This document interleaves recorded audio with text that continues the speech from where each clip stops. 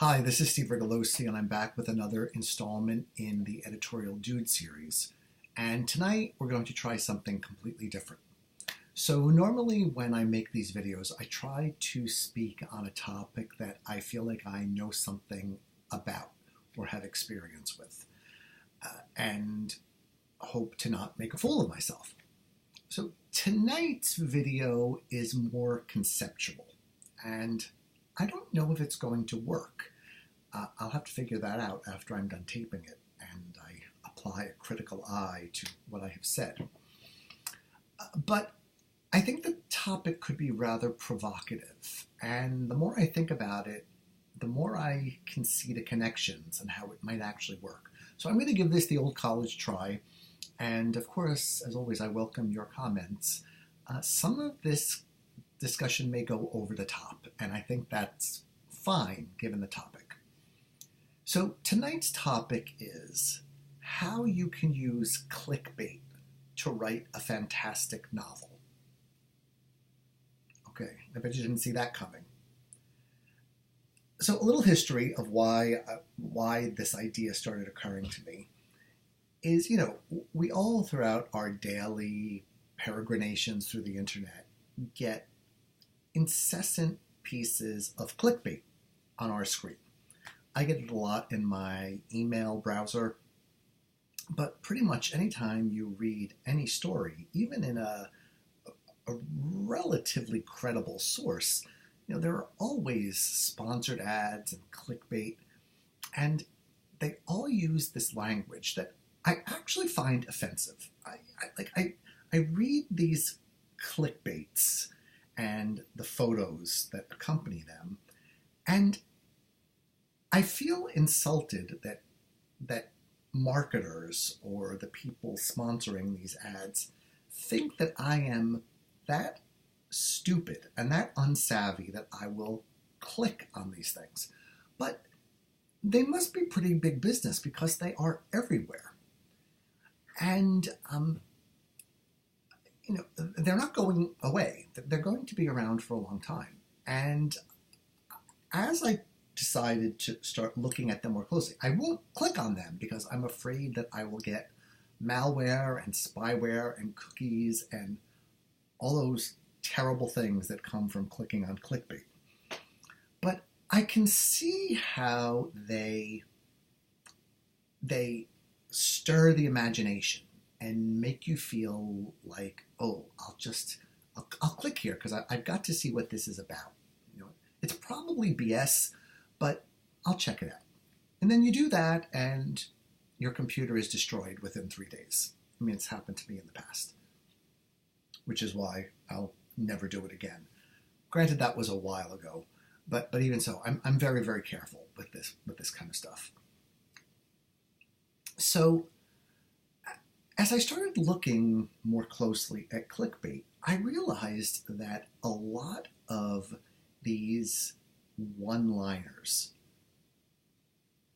actually would make for good components of a novel. And when I say a novel, I mean sort of mass market genre fiction. I wouldn't say literature so much.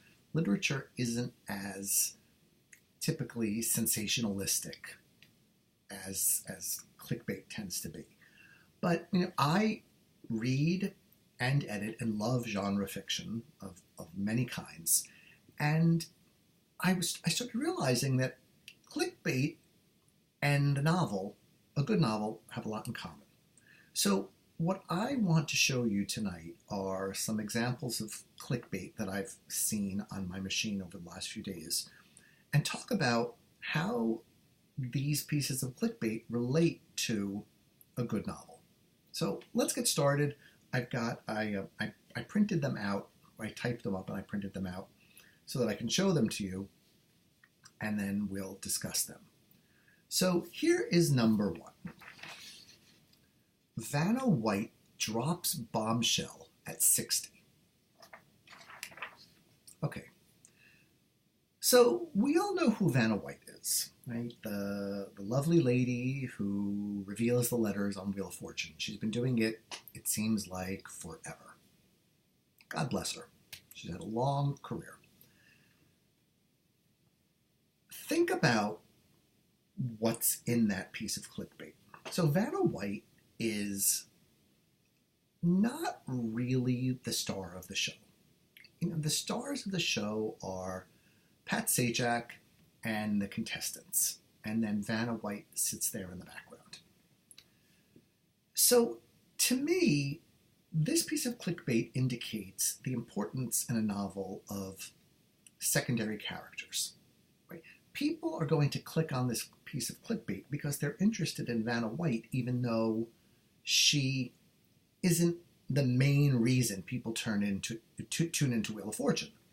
So the fact that there's going to be a bombshell dropped by this secondary character made me think that in a novel, a supporting cast is really important. And of course, you have to have a fantastic and sympathetic protagonist and a somewhat diabolical or evil or just misguided villain or antagonist. But those secondary characters are really essential.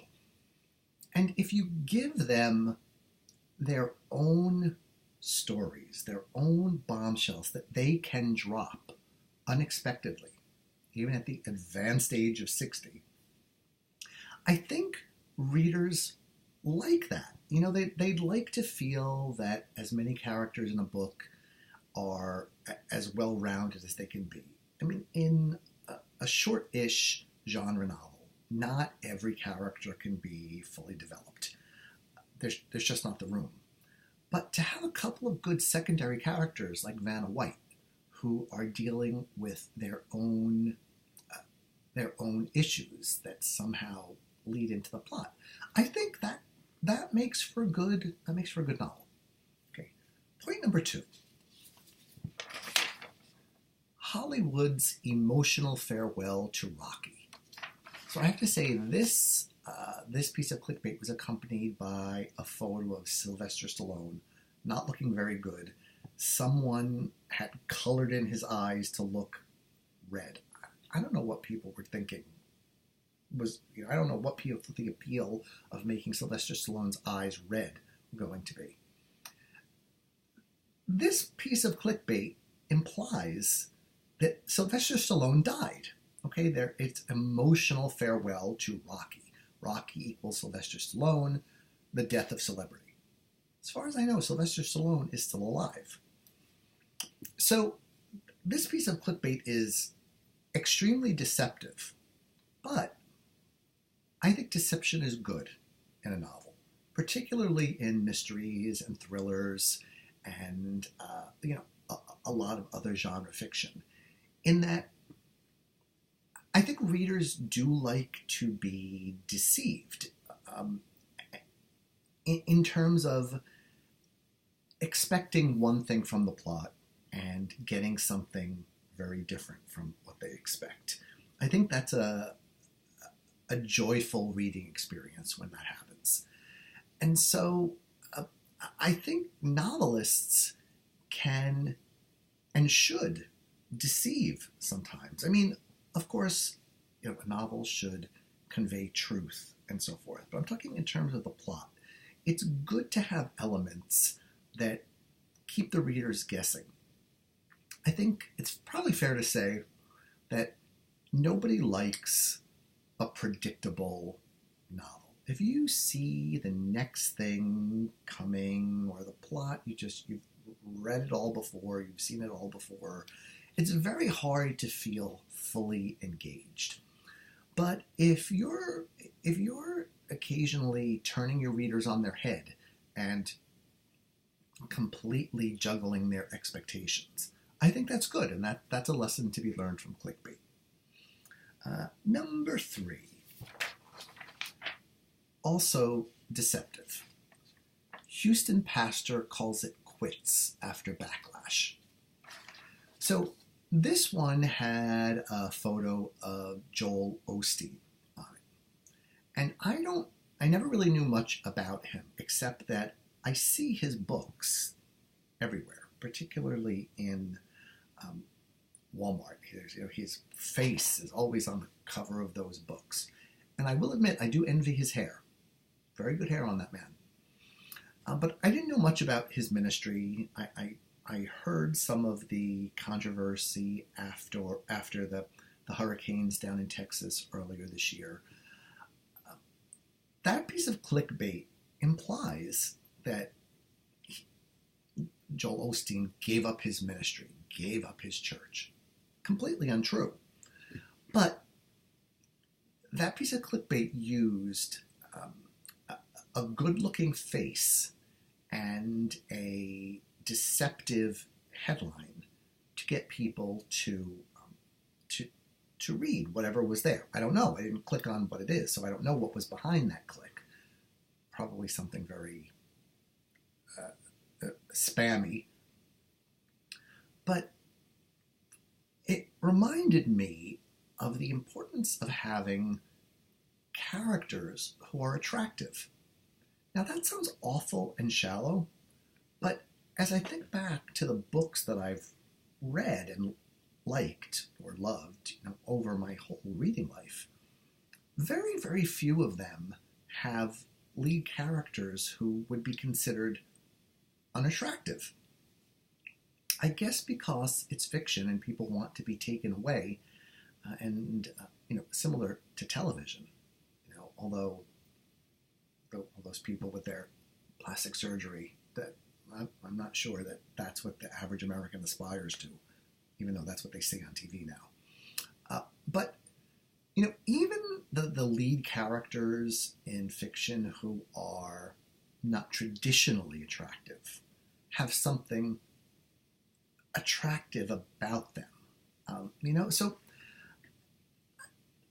I don't know that I've ever read a novel with a protagonist who is highly unattractive. And I wonder if any of you know of any books that do that.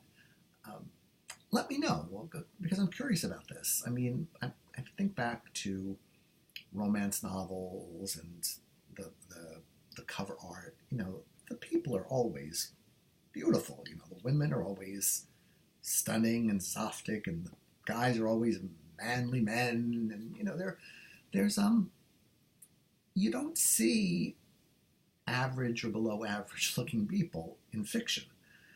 So the same way we could use Joel Osteen to get people to click on a piece of clickbait, I think we need attractive characters to pull people into our novels. Okay, number 4. Anyone with excellent credit must have these cards. Right, so this is from some sort of credit company, probably charging 85% interest per year. But this piece of clickbait appeals to people's sense of themselves, right? I have excellent credit. I'm one of those lucky few. I deserve this fabulous card, whatever it may be, because I've got that excellent credit. And so that started me thinking about how the book on your nightstand or reading table or wherever at any given moment is a reflection of who you are. I mean, not completely who you are, but a facet of who you are, right? We're all defined to a certain extent by our tastes in reading. And so I was thinking that any book or any novel has to have, plot, characters, title, and cover that a person likes to feel proud of showing on the nightstand or the bookshelf or the coffee table or whatever. And I really think there's something to this. I have a friend who works for the airline, one of the airlines who says that sometimes people actually cover their their books with brown paper bags or some other sort of book cover. It's not that they're reading pornography, but some of them have admitted to him, "Oh, I really don't want people knowing that I'm reading this book. I don't think it would reflect well on me." And I'm thinking of a certain series of kind of S&M erotica books that achieved huge success in recent years. We know they sold gazillions of copies. I don't know one person who's admitted to reading them. I know they're out there, but they have not said, this is a book that I'm proud to have said that I read.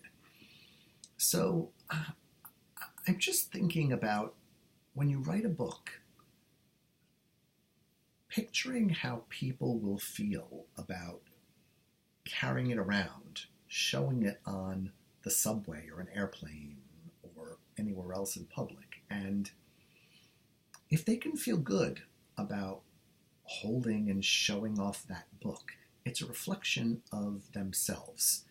And it would be ideal if the book that you write makes people think, this is something that I really want to show the world. So that's my lesson from clickbait, is about the way a person feels that a book reflects on him or her.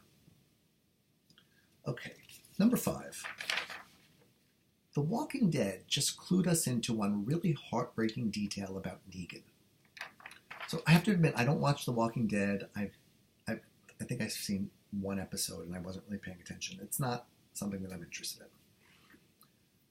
But what this does, this piece of clickbait, is it says, click here and we're going to make you an insider. You are going to know something that nobody else knows. And knowledge is power. And so I think in a novel, that's a really useful way to proceed, in that as you proceed through the book, the plot is the gradual parceling out of one really interesting detail at a time that makes the reader want to keep reading. There's always got to be something that drives the plot forward. I'm very big, I admit, on plot. I've been at seminars and so forth or whatever where people have said, if you have to choose between character and plot, always do character first and then worry about plot second. I don't feel that way, particularly in my reading. I really want a story to help me move through the pages. And of course, I want good characters too. But I think this idea of The Walking Dead cluing us into one really heartbreaking detail about Negan points to the importance of plot and to keeping the revelations coming throughout the book so that the reader doesn't get bored. It doesn't feel like, okay, let's get on with it. Skim, skim, skim. I'm looking for something to happen here. All right, number 6. Charlize Theron finally confirms the rumors. Okay. The sheer stupidity of that aside. So again, Charlize Theron, a very pretty woman. How many of you know what the current rumors about Charlize Theron are? And how many of you care? Probably not many, but there have to be people out there who care about these Charlize Theron rumors, because these are the people who are intended to click on this clickbait. And so think about that word rumor, right? There's something circulating that may or may not be true. And again, we want the inside scoop. We want to know whether it's true or not. And this piece of clickbait also, to me, points to the importance of plot and ongoing revelation throughout a novel, because you can throw out all sorts of ideas or possibilities early in a book that can either go someplace or not. These sort of red herrings or these ideas of, you could think about, say, three characters who each believe something different about a particular situation. One of them has the truth, the other two do not. So in a book like that, what the reader is doing as he or she reads is they're looking to confirm the truth of one of those stories, right? Two of them are false, one of them is true. And readers are really drawn in and pushed along by this quest for truth. So, although I can't name a single movie that Charlize Theron was in, the one about the serial killer, the female serial killer, I can't remember the title. This idea of characters questing for the truth, finding out the reality behind the rumors, I think is something that can really move a book along. And so I point that out for what it's worth. Okay, number 7, I just printed this one out because I think it's kind of funny.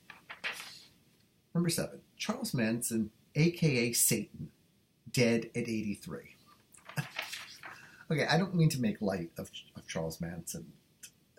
Heinous criminal and truly criminally insane. I always have been sort of fascinated by eyes, these things.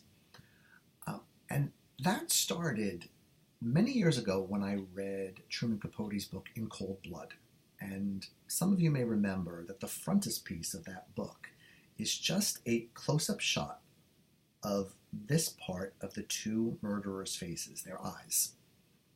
And you see something bad in those eyes. There's, that old saying, the eyes are the mirror to the soul. And when you see photos of Charles Manson, those eyes clue you in. Stay far, far away from this guy. He's not literally Satan, but, he's close. But,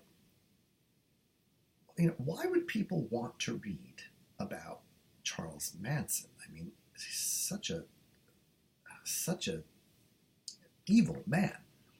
But that got me thinking about the importance of a really good villain in fiction. Right? You need a villain. You don't need. It's often very effective to have a villain who is as provocative and as interesting as the protagonist.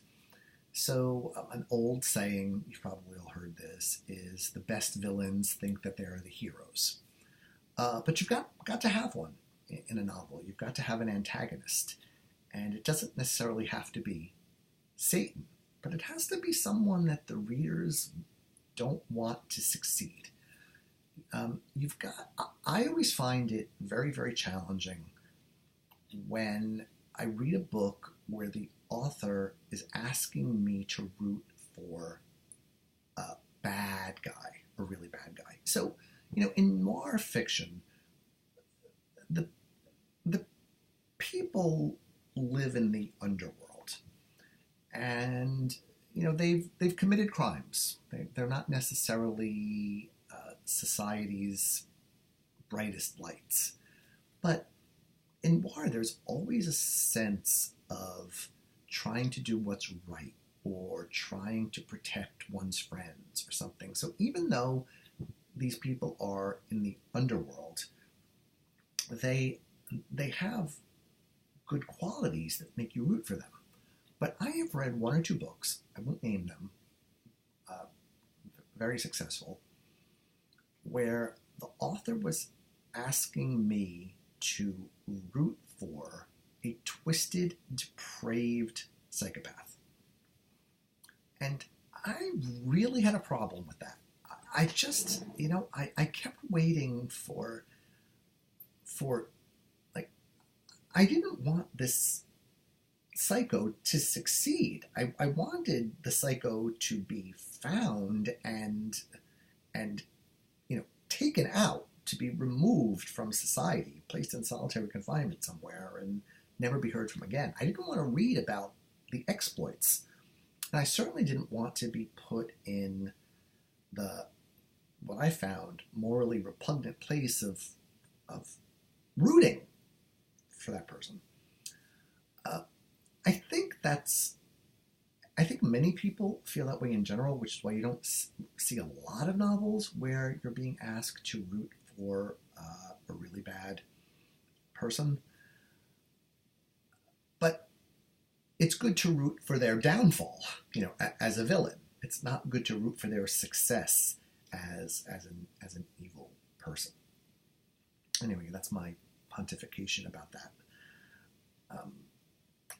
I like my fiction to, what Oscar Wilde said, the good end happily and the bad end unhappily. That's what fiction is all about. I like to see that in the books that I read. And I think a lot of other readers do too. If you think differently, please let us know. I love to hear about different approaches to reading or things that people find really provocative. So comment as you will, please. Okay, number 8. Kate shocks the UK. So this would be Kate Middleton, the Duchess of Cambridge. I'm not up on the UK royalty, although I had a dream about them a couple of nights ago. I was hanging out with the young British royalty. I don't know what they would want with me. But anyway, they were pleasant in the dream. I digress.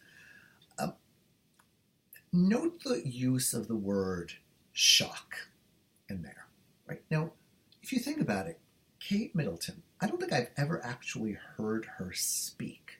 There are always lots of photos of her, and she's very, very lovely and has sort of exquisite taste, and is nice to look at. She's I find her to be a very classy presence. I'm not British. I don't, the royalty don't necessarily excite me, but she's a big deal, and apparently people want to read about her, hence clickbait. Now here's my question. What could Kate have done to truly shock the UK? I mean, shock is an extreme term. It's not mild surprise. It's not, oh, that wasn't quite what I expected. Shock is, huh, what? Like, what just happened here? No, I can't take this in. I can't process it. It's shocking to me. I really don't see Kate Middleton doing something shocking. So this is another example of really deceptive clickbait. But in fiction, I love a good shock. So we go back to, as always, Gone Girl, and one or two shocking revelations, in the true sense of shocking, in that they were so outsized and so unexpected that people couldn't believe what they read. And I think in good fiction, there are often some shocking moments that you just do not expect. This goes back to what I mentioned earlier about not writing a book that's predictable or that follows the same storyline that people have read thousands of times. You really want to have something that grabs the readers and shakes them up and shocks them. And that's the difference between, one of the differences, I think, between fiction and reality is as you go through life, you really don't want to be shocked. It's not, a good feeling for the most part. I mean, I guess you could be shocked in a pleasant way that, someone who typically is a jerk turns out to do something really wonderful and philanthropic. Although, how often does that happen? That's a good shock. But typically, I think we think of shocks as not something positive. But in fiction, that shock or that jolt, I think, so keeps the readers hooked and wanting to read more.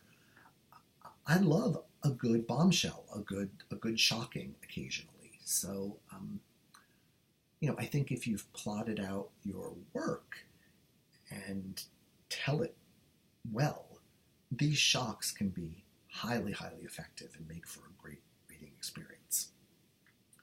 Number 9. A jaw-dropping card offering 0% APR until 2019. So the operative adjective there is jaw-dropping.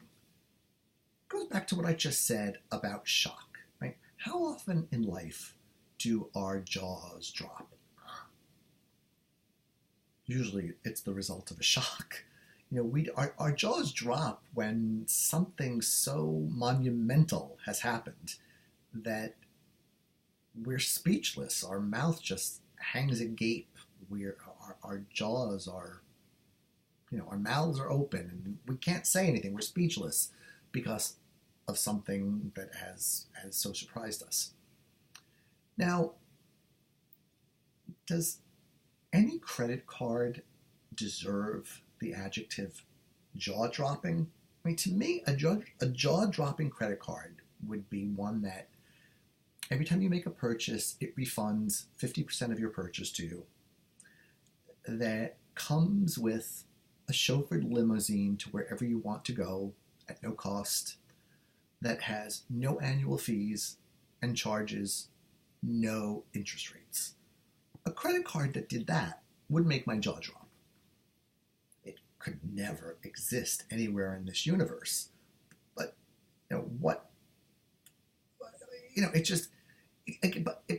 so even though it's complete BS with regard to this clickbait, in a novel, getting the reader's jaw to drop is a good thing because you've given them that surprise or that unexpected element that really makes them, it renews their dedication, it renews their interest in the book. So even if they're really interested to begin with, when their jaw drops, now they are further compelled to keep reading.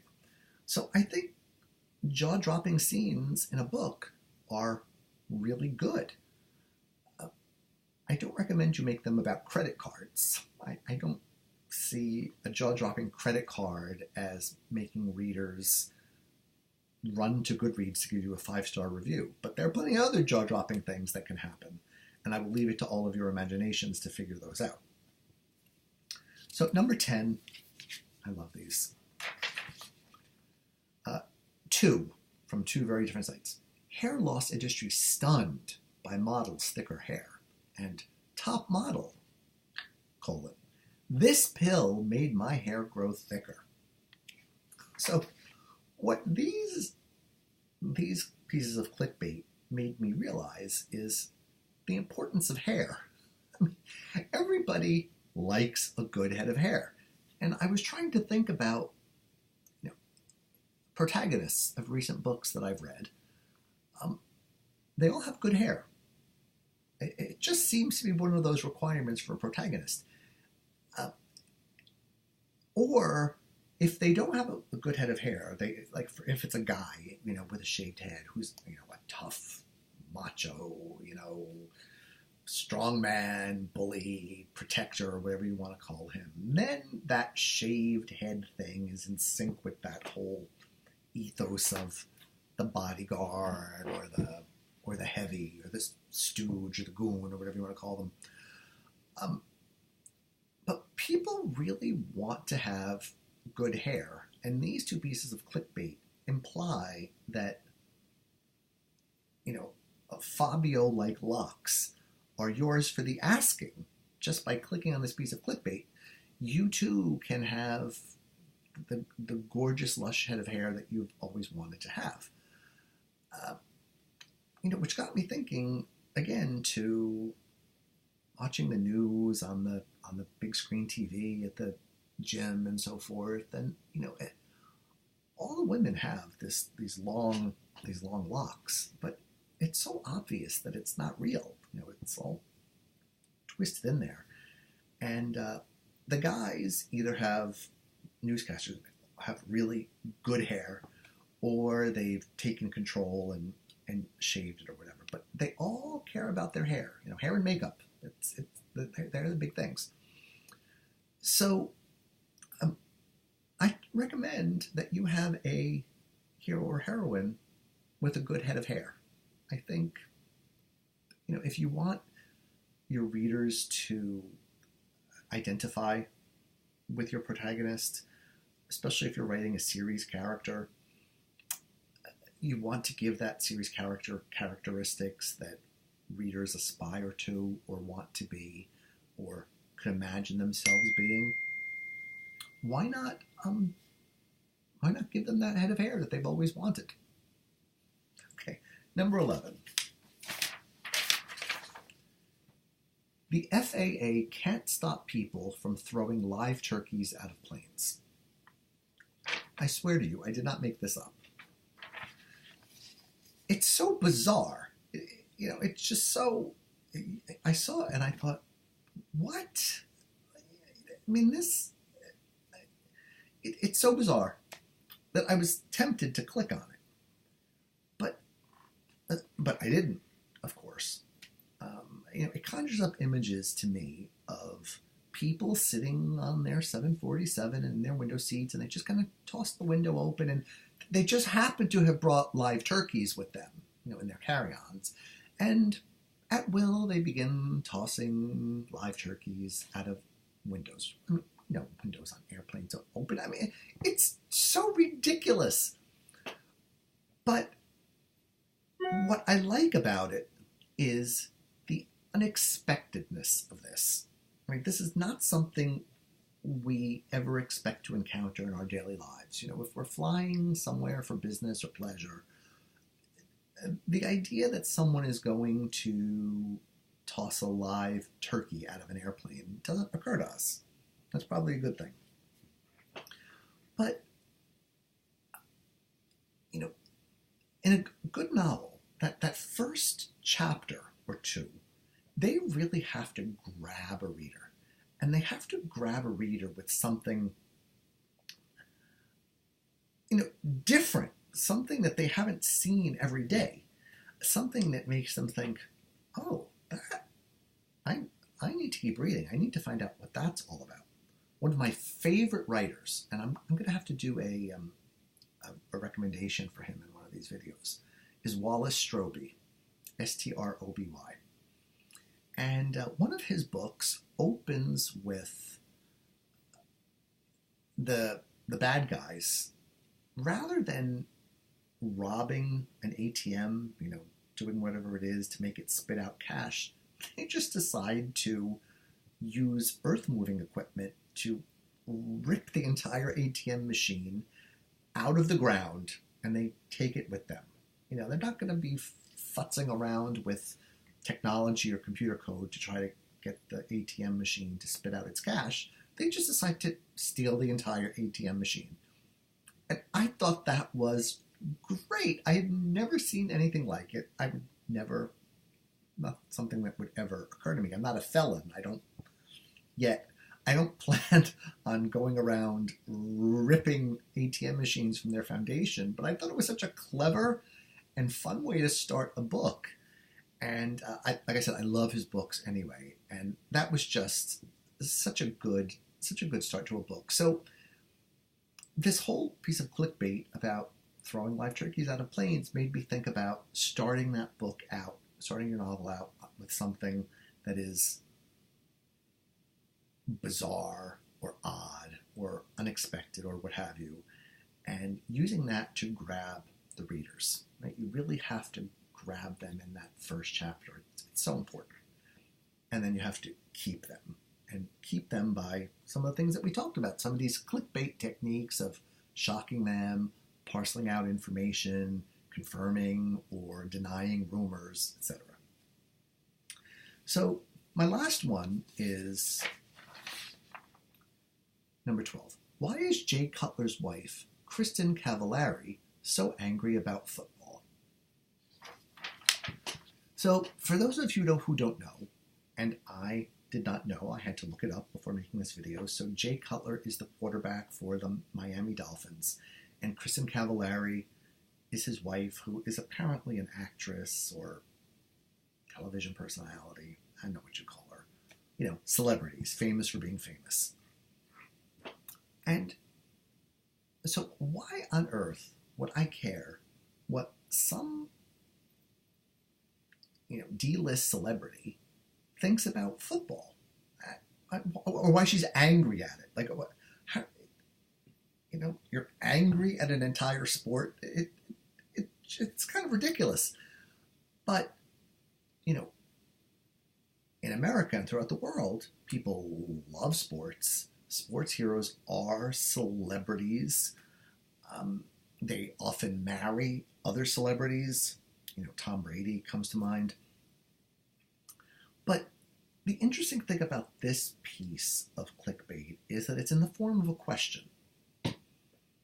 And when people see a question, their mind automatically starts seeking the answer to that question, right? So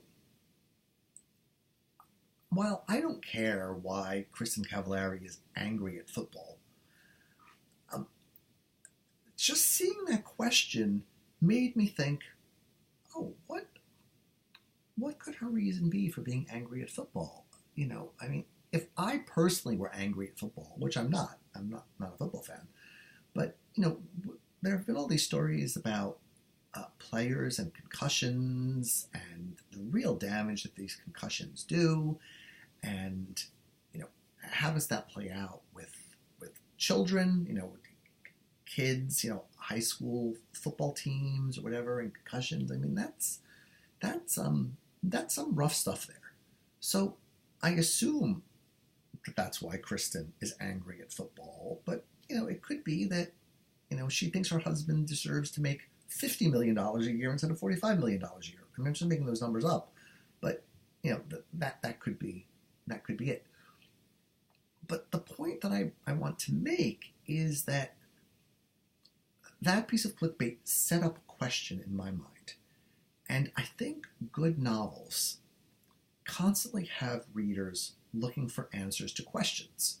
So you can set up a question or two in that, early in the book, and then keep setting up questions as you go through the book, so the reader is always more engaged on the page with finding the answers to those questions. I think it's a very effective way to tell a tale. In mysteries, which I talk about a lot because I love so much, there is the big question of who done it. That's just sort of a given. But then there's another aspect of that called the why done it. So really, what was this person's motivation? Why would a person have done something like that? And that's when you get into deep psychology and so forth, whatever. But either way, there are always questions that have to be answered.